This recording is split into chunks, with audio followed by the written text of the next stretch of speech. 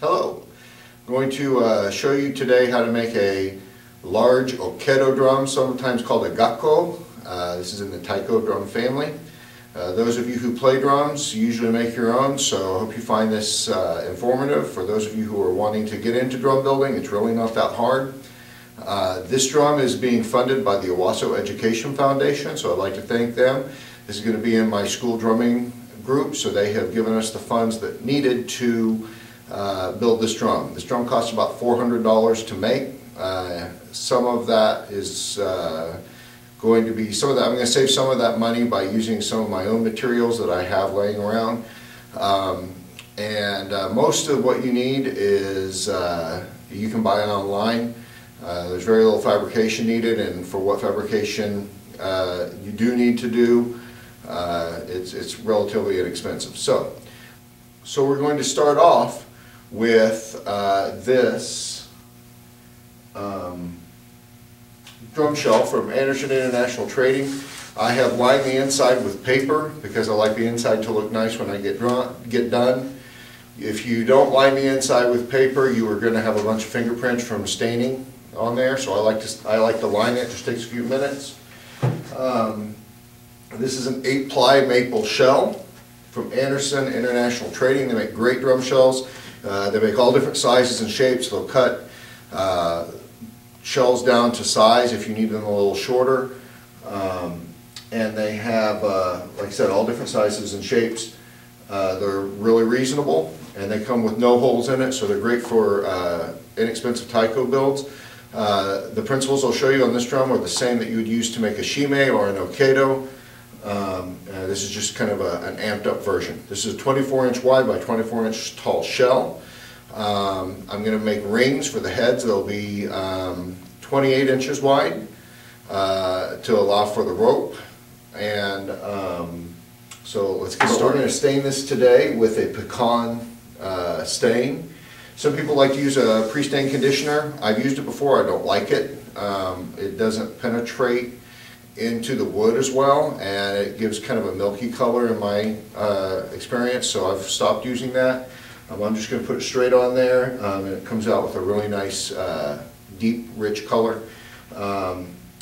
And so we're going to get started with staining that, and then we're going to put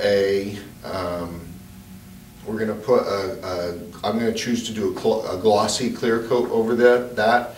You can use matte or satin finish, it doesn't matter, but it's up to you. It's just kind of whatever you feel like doing. I'm a big fan of General Finishes. They make really good stains. I've had a lot of good luck with them. I've used their water base some, and it's pretty good. It's a little tricky.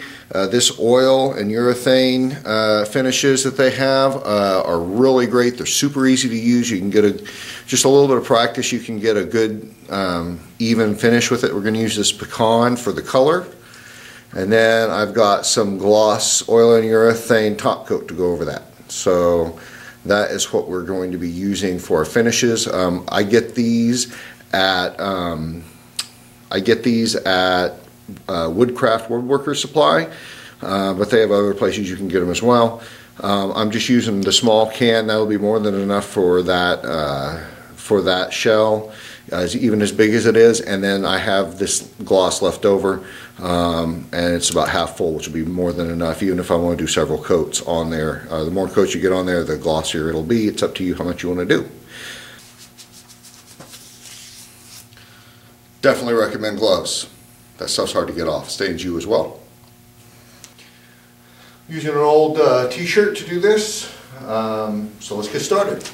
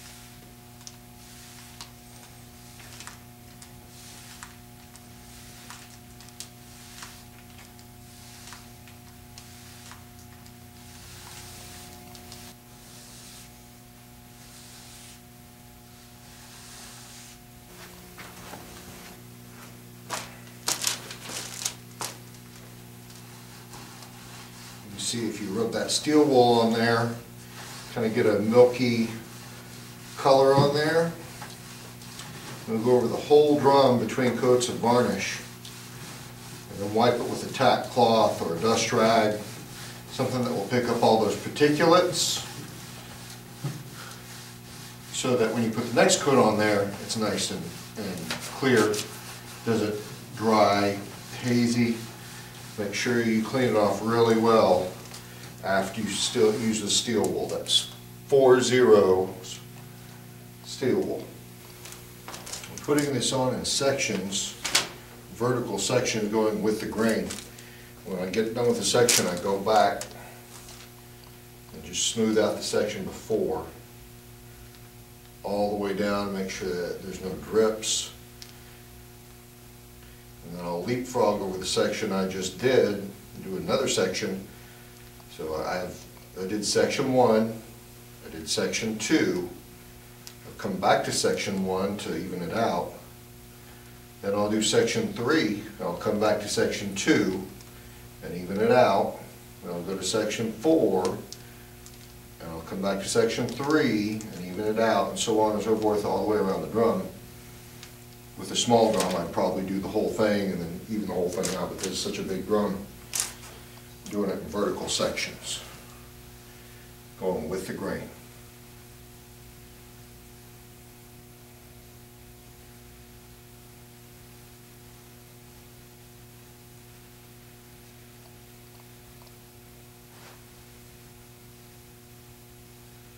Well, you can put it on pretty thick here. I mean, it's not going to hurt it. If it drips a little, you'll, like I said, you'll come back and even it out.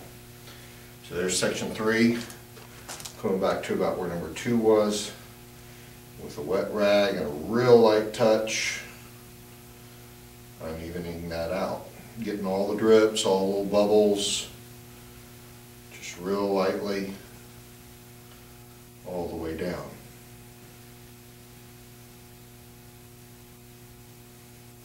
Hopefully I don't sound too much like Bob Ross here. You can see we have some drips here. So we're going to go in and just gently smooth those out. Right like that. Yeah, just like that. Those drips will just be our little secret.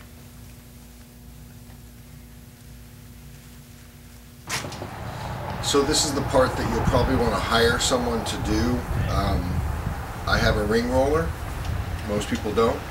So you can find a place around your town that will do this. Usually $25 to $50 labor plus your materials. If you go to a local steel yard, you can get what you need here relatively cheaply. And if you don't have those resources, then let me know. You can email me and I can probably fix you up with one of these at a pretty good price. So we're going to be using 3/8" round stock. It's just plain mild steel. It's hot rolled steel, so it's real dirty. You want to clean it off before you start to use it, if you're doing this yourself. And we're just going to roll a ring. I've got 8 feet here, and I'll need every bit for these drum heads because they're going to be 28 inches across, which is just enough. 8 feet is just enough to get that done. So here we go.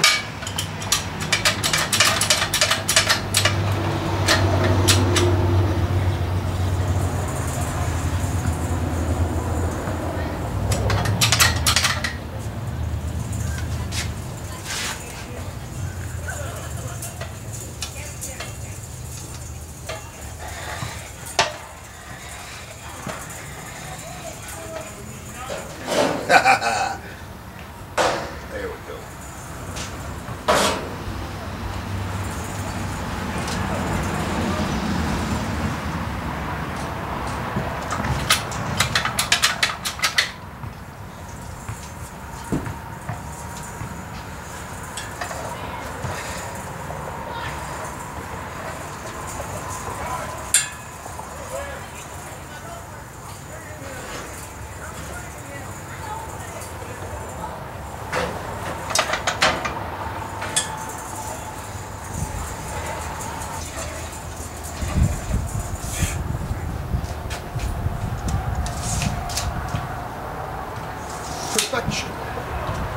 that used a lot less than I thought it would. As you can see, I have quite a bit left over here, so that's nice.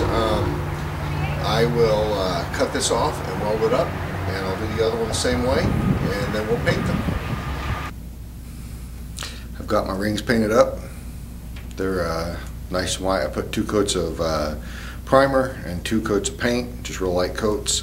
And they're all welded. You can see there. Probably, I don't know if you can see that very well, but the weld came out pretty nice. And if it's not perfect, then it's like a little bit bumpy, but it's going to be covered by the skin. So it's a solid weld. Nothing, you know, you're not going to see it, and you can make sure if you are that concerned about it that the holes that the ropes go through are arranged around that instead of on it. So it's ready to go. Next step is to do a lot of sewing, and so let's get our cowhide and get started on that. Here's a cow. Ooh. Well, used to be a cow. Ooh.